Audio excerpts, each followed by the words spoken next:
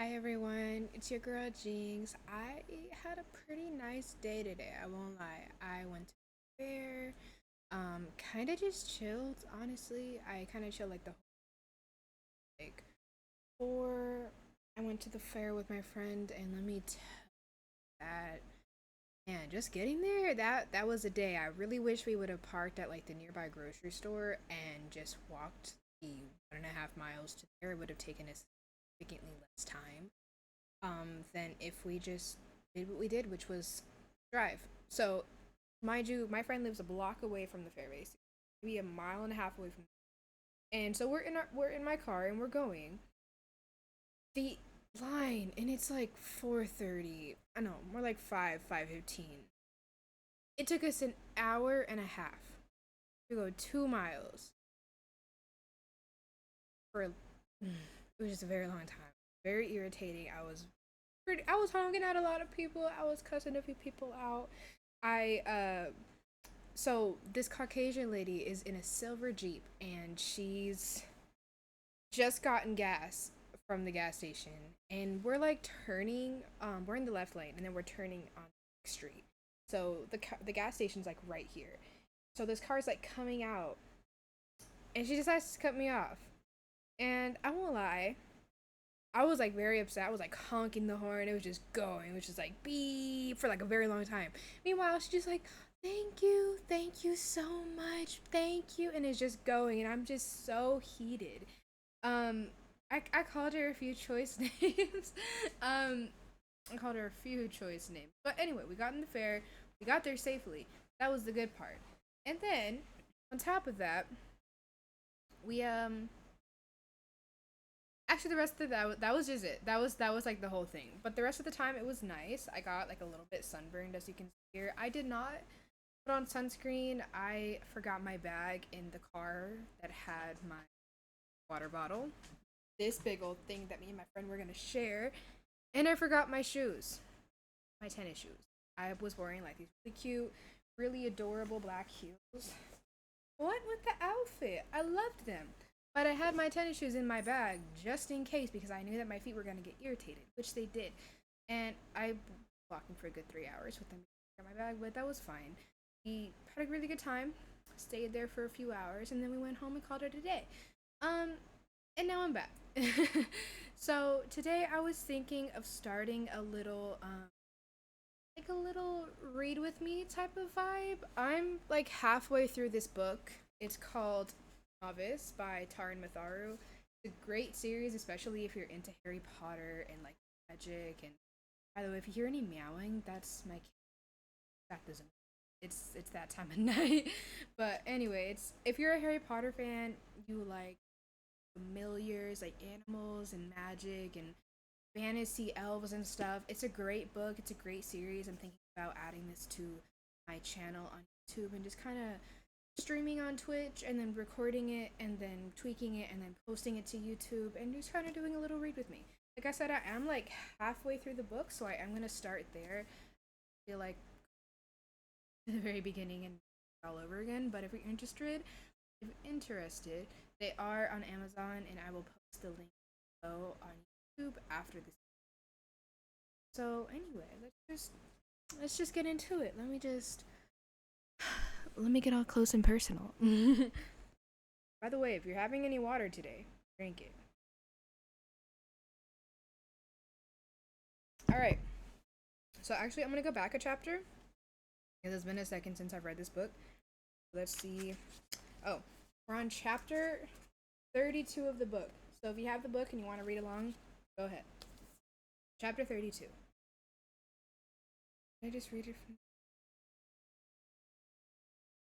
I should, huh? I should. For the sake of this stream and podcast, we will do it from the beginning. Chapter 1. Chapter 1. It was now or never. If Fletcher didn't make this kill, he would go hungry tonight. Dusk was fast approaching, and he was already running late. He needed to make his way back to the village soon, or the gates would close. If that happened, he would either have to bribe the guards with money he didn't have, or take his chances in the woods overnight. The young elk had just finished rubbing its antlers against a tall pine, scraping at the soft velvet that coated them to leave the sharp tines beneath. From its small size and stature, Fletcher could tell it was a juvenile, sporting its first set of antlers. It was a fine specimen, with glossy fur and bright, intelligent eyes. Fletcher almost felt ashamed to hunt such a majestic creature, yet he was already adding up its value in his head. The thick coat would do well when the fur traders came by, especially as it was now winter. It would probably make at least a good 5 shillings. The antlers were in good condition. If a little small, they might fetch 4 shillings if he was lucky. It was the meat he craved the most, though. Gamey, red venison that would drip sizzling fat into his cooking fire. A thick mist hung heavy in the air, coating Fletcher into a thin layer of dew. The forest was unusually still tonight. Normally, the wind rattled the branches, allowing him to stalk through the undergrowth unheard. Now he barely allowed himself to breathe. He unslung his bow and knocked an arrow into it. It was his best bow, the shaft straight and true, the fletching from good goose feathers rather than the cheap turkey feathers he bought in the market. He took a shallow breath and drew back on the bowstring. It was slippery on his fingers. He had coated it in the goose fat to protect it from the moisture in the air. The point swam in and out of focus as he centered it on the elk, but Fletcher was crouched a good 100 feet away, hidden in the tall grass. A difficult shot, but the lack of wind brought its own rewards. No gust to jar the arrow in its flight. He breathed and shot in one fluid motion, embracing the moment of stillness in his body, and minded that he had learned from bitter and hungry experience. He heard the dull thrum of his bowstring, jarring and then a thud as the arrow hit home. It was a beautiful shot, taking the elk through the chest, into the lungs and the heart. The animal collapsed and convulsed, thrashing on its ground, its hooves drumming a tattoo on the earth in its death throat. He sprinted towards its prey and drew a skinning knife from the slim scabbard at his thigh, but the stag was dead before he got to it. A good, clean kill. That's what Burden would have said. Killing was always messy. The bloody froth bubbling from the elk's mouth was testament to that. He removed the arrow carefully and was happy to see the shaft had not snapped, nor had the flint point chipped on the elk's ribs.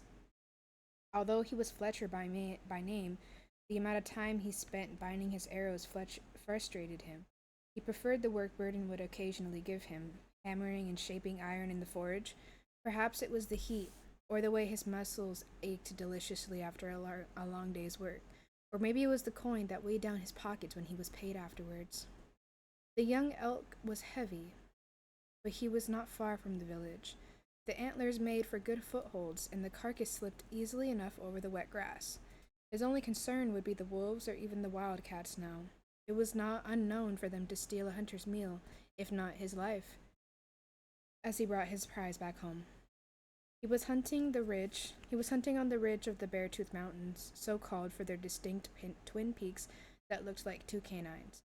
The village lay on the jagged ridge between them, the only path up to it on a steep and rocky trail in clear view from the gates. A thick wooden palisade surrounded the village with small watchtowers at intervals along the top.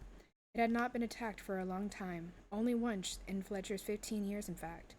Even then, it had been a small band of thieves rather than an orc raid, unlikely as that was this far north of the jungles.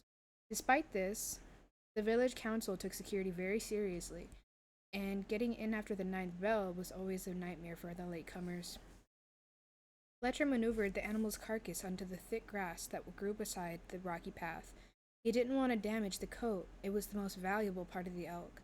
Furs were one of the few resources the village had to trade, earning its name, pelt. It was heavy going, and the path was treacherous underfoot, even more so in the dark. The sun had already disappeared behind the ridge, and Fletcher knew the bell would be sounding any minute. He gritted his teeth and hurried, stumbling and cursing as he grazed his knee on the gravel. His heart sank when he reached the front gates. They were closed, the lanterns above it lit for their night-long vigil. The lazy guards had closed up early, eager for a drink in the tavern. "You lazy sods, the bell hasn't even rung yet," Fletcher cursed and let the antlers fall to the ground. Let me in. I'm not sleeping out here just because you can't wait to drink yourself stupid. He slammed his boot into the door. Now, Fletcher, keep it down. There's people sleeping in here, came a voice from above. It was Didrik. He leaned over the parapet above Fletcher, his large moonish face grinning nastily. Fletcher grimaced. Of all the guards who could have been on duty tonight, it just had to be Didrik Cavil, the worst of the bunch. He was 15, the same age as Fletcher, but he fancied himself a full-grown man. Fletcher didn't like Didrik. The guardsman was a bully, always looking for an excuse to exercise his authority.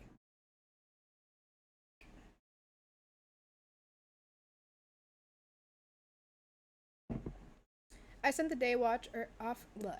I sent the day watch off early tonight. You see, I take my duties very seriously. Can't be too careful with the traders arriving tomorrow. You never know what kind of riffraff will be sneaking about outside. He chuckled at his jibe. Let me in, Didrik. Didrik, you and I both know that the gate should be open until the ninth bell, said Fletcher. Even as he spoke, he heard the bell beginning its sonorous knell, echoing dully in the valleys below. What was that? I can't hear you, yelled Didrik, holding a hand up to his ear theatrically. I said let me in, you dolt. This is illegal. I'll have to report you if you don't open the gates this minute, he shouted, glaring up at the pale face above the palisade. Well, you could do that, and I certainly wouldn't begrudge you if you were right to. In all likelihood, we would both punish, and that wouldn't do anyone any good. So why don't we cut a deal here? You give me that elk, and I'll save you the trouble of sleeping in the forest tonight. Shove it up your ass, Fletcher spat in belief. This is blatant blackmail. Come now, Fletcher, be reasonable. The wolves and the wildcats will come prowling, and even a bright campfire won't keep them away in the winter. You can either leg it when they arrive, or stay and be an appetizer. Either way, even if you do last until morning, you'll be walking through these gates empty-handed. Let me help you out. Didrik's voice was almost friendly, as if he was doing Fletcher a favor. Fletcher's face burned red. This was beyond anything he had experienced before. Unfairness was common in Pelt, and Fletcher had long ago accepted that in a world of haves and have-nots, he was definitely the latter. But now this spoiled brat, a son to one of the richest men in the village no less, was stealing from him. Is that it then? Fletcher asked, his voice low and angry. You think you're very clever, don't you? It's just the logical conclusion to a situation in which I happen to be the beneficiary. You know, this is giving. I'm watching I'm about to say the Blue Doctor, the Good Doctor right now, and it's giving that white girl's name Resnick, where she's only trying to help people if it's in her interest. Really don't like her. It's giving care vibes for sure. Is that it then? Fletcher asked, his voice low and angry. You think you're very clever, don't you? It's just the logical conclusion to a situation in which I happen to be the beneficiary, Didrik said, flicking his blonde fringe from his eyes. It was well known that Didrik was privately tutored, flaunting his education with flowery speech. It was his father's hope that he would come one day to be a judge, eventually go into the law house in one of the larger cities in Homenham. You forgot one thing, Fletcher growled. I would much rather sleep out in the woods than watch you take my kill. You think I think I'll call your bluff. I've had a long night ahead of me, and it'll be fun to watch you try and fend off the wolves, Didrik said with a laugh. Fletcher knew Didrik was baiting him, but it didn't stop his blood boiling. He gulped the anger down, but it still simmered in the back of his mind. I won't give you the elk. There's 5 shillings in the fur alone, and the meat will be worth another 3. Let me in, and I'll forget about reporting you. We can put this whole thing behind us, Fletcher suggested, swallowing his pride with difficulty. I'll tell you what, I can't come away completely empty-handed. That wouldn't do now, would it? But since I'm feeling generous, you can give me those antlers you forgot to mention. I'll call it a night, and we can both get what we want. Fletcher stiffened at the nerve of the suggestion. He was struggled for a moment, and then let it go. 4 shillings was worth a night of his own bed. And to Didrik, it was nothing but pocket change. He groaned and took out his skinning knife. It was razor sharp, but not designed for cutting through antlers. He hated to mutilate the elk, but he would have to take his head. A minute later, and with some sawing at the vertebrae, the head was in his hands, dripping blood all over his moccasins. He grimaced and held it up for Didrik to see. All right, Didrik, come and get it, Fletcher said, brandishing the grisly trophy. Throw it up here, said Didrik, and I don't trust you to hand it over. What? Cried Fletcher in disbelief. Throw it up now, or the deal is off. I can't be bothered to wrestle it from you and get blood all over my uniform, Didrik threatened. Fletcher groaned and thrilled and hurled it up, spattering his own tunic with blood. As he did so, it flew over Didrik's head and clattered on the parapet. He made no move to get it.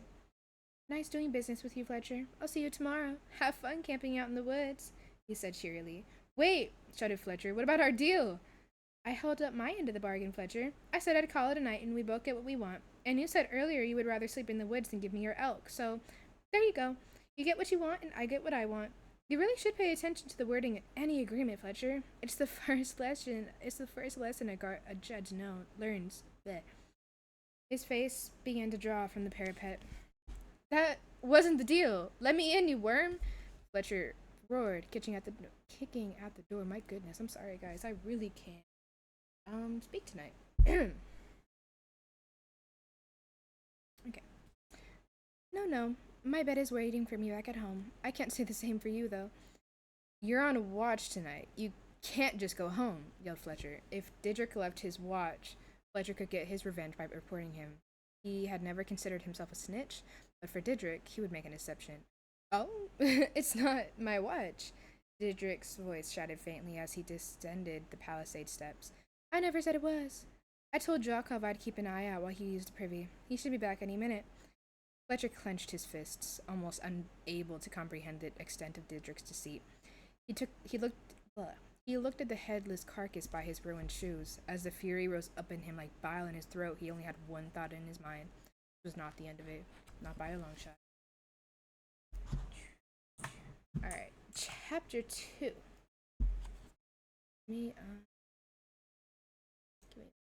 I'm sorry. Channel. Alright.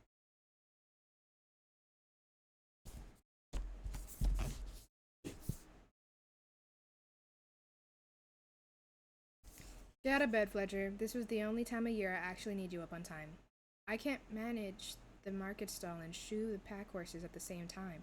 Burden's ruddy face swam into view as Fletcher opened his eyes. Fletcher groaned and pulled his furs over his head. It had been a long night. Jakov had made him wait outside for an hour before he let him in, on the condition that Fletcher brought him a drink the next time they were in the tavern. Before Fletcher had the time to bed down, he had to gut and skin the elk, as well as trim the meat and hang it by the earth to dry. He only allowed himself one juicy slice, my goodness, half cooked on the fire before he lost patience and crammed it into his mouth. By the way, that's my cat, Tilly. Other side. She is my cat. She's my little baby. But, I want you. In the winter, it was always best to preserve the meat for later. Fletcher didn't know when his next meal was coming from at the best of times. Now, Fletcher, and clean yourself up. You stink like a pig. I don't want you driving the customers away. Nobody wants to buy from a vagrant. Burden yanked his furs away and strode out of Fletcher's tiny room at the back of the forge. Fletcher winced at the loss of his covers and sat up. His room was warmer than he had expected. Burden must have been at the hot forge all night preparing for the trading day.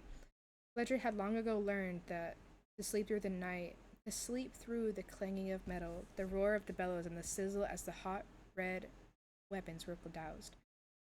He trudged.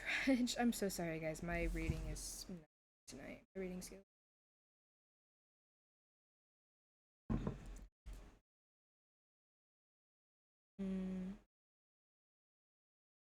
He trudged through the forge room to the small well outside, where Burden drew his dowsing water. He hauled up the bucket and, with only a moment's hesitation, poured the freezing water over his head. His tunic and trousers were soaked as well, but since they were still covered from blood from the night before, it would probably do them some good. Several more bucketfuls and a brisk scrub with the pumice stone ladder. Later, Fletcher was back in the room, shivering and clutching his arms to his chest. Come on then, let's have a look at you. Burden stood in the doorway to his own room, the light from the earth illuminating his long red hair. He was by far the largest man in the village, long hours of beating metal in his forge giving him broad shoulders and a barrel-like chest. He dwarfed Fletcher, who was small and wiry for his age. Just as I thought. You need a shave. My Aunt Gerla had a thicker mustache than that. Get rid of that wispy fuzz until you can grow a real one like mine. Burden's eyes twinkled as he twirled a red handlebar that bristled above his grizzled beard. Fletcher knew that he was right. Today the traders were coming, and they would often bring in their city-born daughters with their long pleated skirts and ringleted hair. Though he knew from bitter experience that they would turn up their noses at him, it wouldn't hurt to at least be presentable today. Off you go. I'll lay out the clothes and you're going to wear whilst you shave. And no complaints. The more professional you will look, the better our merchandise does. Fletcher trudged back outside into the freezing cold. The forge lay right by the village gates, with a wooden palisade edge just a few feet from the back wall of Fletcher's room. A mirror and small basin lay discarded nearby. Fletcher removed his skinning knife and trimmed away the fledgling black whiskers before scrutinizing his face in the mirror. He was pale, which wasn't surprising this far north in Hominum. The summers were short in Pelt, the brief but happy few weeks spent with the other boys in the forest, tickling trout in the streams and roasting hazelnuts by the fire. It was the one time when Fletcher didn't feel like an outsider.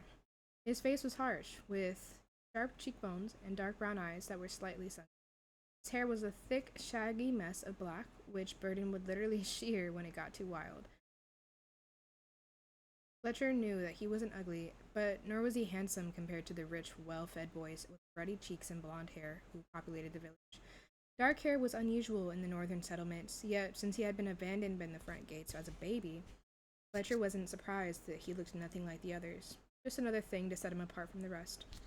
When he returned, Fletcher saw Burden had laid out a pale blue tunic and bright green trousers on his bed. He blanched at the colors but swallowed his comments when he saw Burden's remonstrative stare. The clothes would not look unusual on trading day. Traders were well known for their flamboyant garb. I'll let you get dressed, said Burden with a chuckle, ducking out from the room.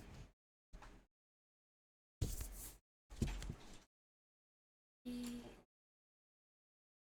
was your guys' day? Nice. And so my roommates just got back, so stream. Okay, bye. No worries. No, you're good. You're literally good. It was story time.